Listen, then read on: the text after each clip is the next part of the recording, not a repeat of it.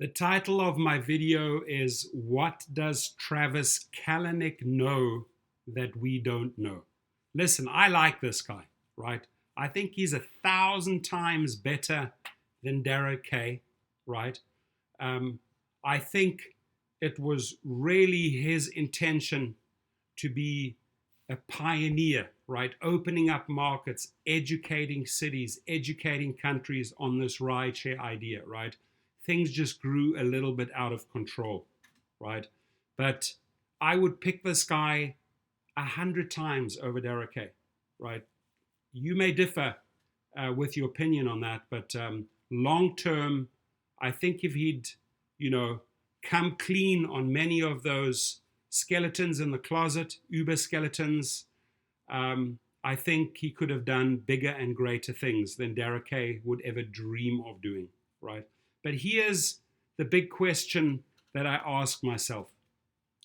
Why does this guy dump all his stock? What does he truly know that we don't know? Why does he take the parachute and pull out completely, right? Let's just look at the Uber stock price. It's not moving. It's gone down. It's actually pretty sad, right? And the one thing that I report on, and it's almost a daily thing, if it's not weekly, it's daily, is that Uber is always in the news for another surprise, whether it's London shutting them down, whether it's the country Germany shutting them down, Colombia shutting them down, this class action suit, this class action suit. What does this guy know about the financials? What does this guy know about the future that he completely and utterly bails out, right? I have a few theories. My one theory is that the company is really and truly not doing well, and they're just fluffing it up, and they putting Derek Kay out there saying, hey, you know what, we're on the up and up, and things are looking brighter, and it's all a big fat lie, right? I also think that us drivers have connected with enough public people out there to tell them how the company truly treats us, right? We get that opportunity on every trip in the car. If somebody asks me, hey, are you happy about Uber? Boom, that's my opportunity to tell them what Uber is doing to its drivers, right? So the general picture, the PR picture out there about this company is not great. And he knows that if that doesn't change, if the culture doesn't change, he's never going to make the money. So he took the golden parachute, bailed out, sold all the shares, made probably $2.8 billion, was anticipating making double that, over $5 billion. But he's out. He's completely out. And the one thing, I think Uber made the biggest mistake by dissing this guy, by pissing this guy off, and by poking his ego. And that is not allowing him to ring in the bell. Remember, this was his company. He founded this company.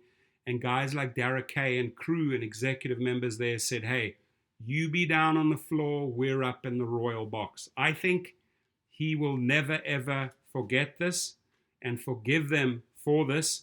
And he might say, hey, you know what? Adios, muchachos. I'm out of here. I'm on to the next bigger thing. I already have tons of investors on board, and I'm getting way more media. The guy is truly a media genius. That's what I like about him. He attracts a lot of media attention. He is sort of like the bad boy out there. And, you know, whether it's good news or bad news, it's marketing. And he's a marketing genius. He's a marketing machine. So he's getting a ton of, I think, well-deserved attention on his new company, his kitchen company. I think it was Ghost Kitchens or so. I truly wish him well. I hope he can do it all over again, double his money, triple his money. He's the type of character who is fearless, who will go out there and do it all over again.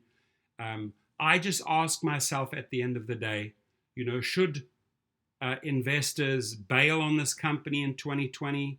Should they pull out completely like he did? Should the public invest into the stock? And my answer is simple. As long as things don't change at Uber, as long as they're not willing to change the culture and get a fresh team of executives, competent executives that truly care about the driver, that truly care about the safety and the security of all passengers and drivers, only then will you start seeing positive reporting and a positive uptick in the market, right? Because it's all about how the media spins it. It's all about how we, an army of 3 million drivers, spin the story on social media. If we're unhappy, if we're connecting with the public, the stock is not going to do well, right? So I ask you to keep on holding up the mirror. Anytime there's bad news about this company, or they're shafting people, or they're continuing with the shenanigans, we got to hold up the mirror each and every single time in 2020 until these big boys change their culture. So I bid you farewell, Travis. I think you made a smart move. I think it was a wise decision, maybe at $30 per share, to pull out. I don't see this company going anywhere. What I'm interested in is that the drivers keep on making money for as many years as possible and then move on to bigger and greater things, right? So while that wave is out there, I will surf that wave. I will make that wave. But this guy has got off his surfboard. He is surfing different waters. He is surfing bigger waves. And I think he will do well. And I truly, truly wish him well. For the many times I have bashed this guy, I like him, right? The bottom line is I like him.